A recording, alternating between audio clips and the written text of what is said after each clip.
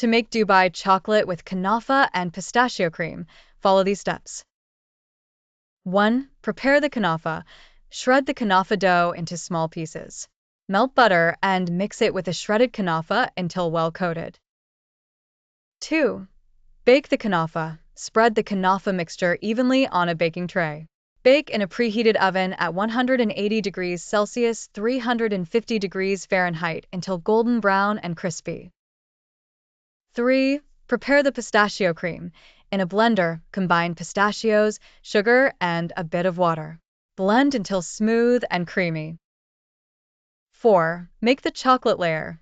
Melt high-quality dark chocolate in a double boiler or microwave. Stir until smooth. 5. Assemble the dessert. In serving glasses, layer the baked kunafa, followed by a layer of pistachio cream, and then a layer of melted chocolate.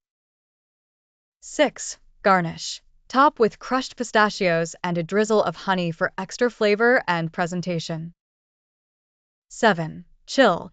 Refrigerate the assembled dessert for at least an hour before serving to allow the layers to set.